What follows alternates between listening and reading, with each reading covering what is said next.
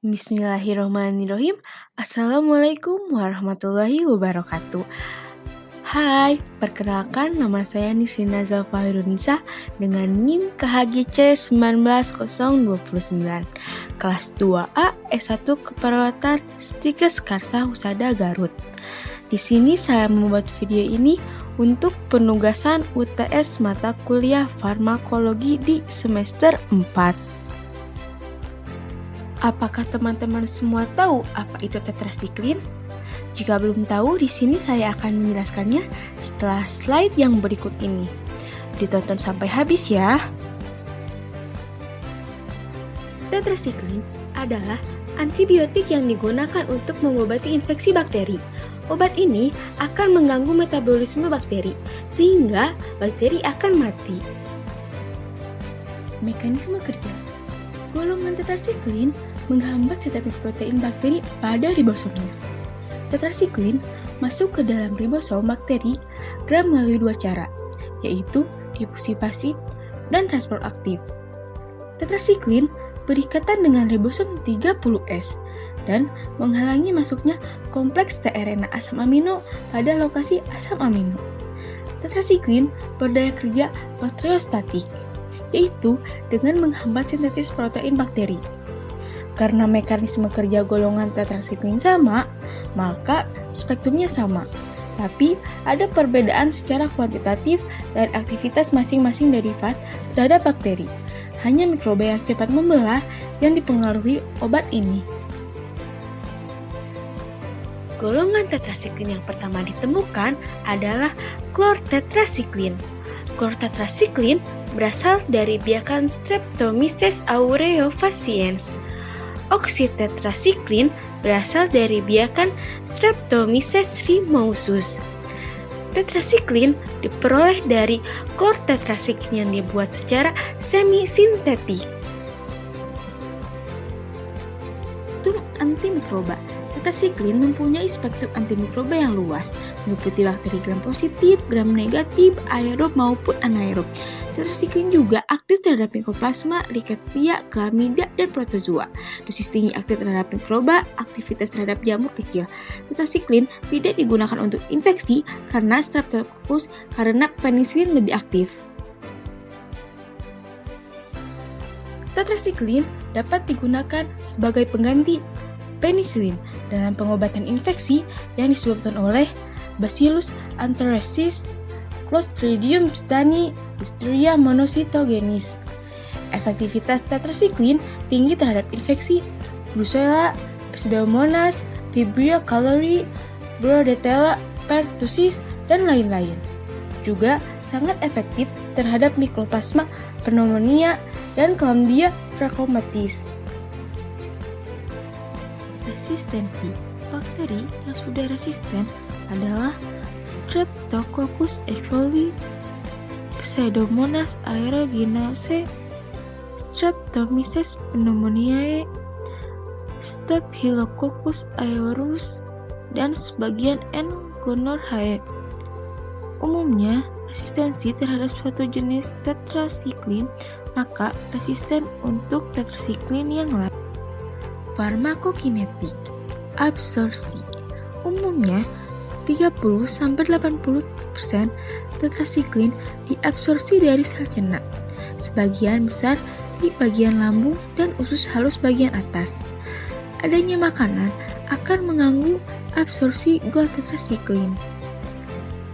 Doxycycline dan minocycline diabsorpsi lebih banyak, yaitu 90%, dan absorpsinya tidak dipengaruhi makanan. Absorpsi berbagai tetrasiklin dihambat oleh suasana basah dan pembentukan senyawa kerat, yaitu ikatan kompleks tetrasiklin dengan zat lain yang sukar diserap seperti A1OH2, garam Ca, garam Mg yang sering terdapat pada antasida, dan zat besi. Tetrasiklin sebaiknya diberikan sebelum makan atau setelah makan. Distribusi. Dalam cairan cerebrospinal, kadar gol tetrasiklin hanya 10-20%. Penetrasi pada bagian tubuh lain baik. Tetrasiklin tertimbun dalam hati, limpa, sumsum tulang, dan gigi. Gol tetrasiklin dapat melalui barier plasenta dan terdapat dalam ASI. T1/2 doksisiklin tidak berubah pada insufisiensi ginjal, sehingga dapat diberikan pada pasien dengan gagal ginjal. Ekskresi. Gol tetrasiklin diekskresi melalui urin dengan filtrasi glomerulus dan melalui empedu. Pada pemberian oral 20-55%, tetrasiklin diekskresi melalui urin. Berdasarkan farmakokinetik, golongan tetrasiklin dibagi menjadi 3 kelompok, yaitu 1. Tetrasiklin, klortetrasiklin, dan oksitetrasiklin. Kelompok ini absorpsinya tidak lengkap dengan waktu paru 6-12 jam. Yang kedua, dimetilklortetrasiklin. Absorpsinya lebih baik. Waktu paru 16 jam cukup diberikan dengan dosis 150 mg per oral setiap 6 jam. 3. Doksisiklin dan minosiklin. Absorpsinya 90%, waktu paru jam cukup diberikan sehari 1 atau 2 kali 100 mg. Efek samping. 1. Hipersensitivitas. 2. Iritasi lambung. 3. Diare. 4. Fototoksik. 5. Hepatotoksis. 6. Terakumulasi. 7. Pertumbuhan tulang anak terhambat. Penggunaan klinik. 1.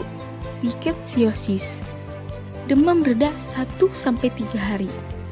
Ruam kulit menghilang setelah 5 hari. 2. Infeksi Chlamydia. Pada infeksi akut diberikan terapi 3-4 minggu. Untuk infeksi kronis diberikan terapi 1-2 bulan. 3. Trakoma.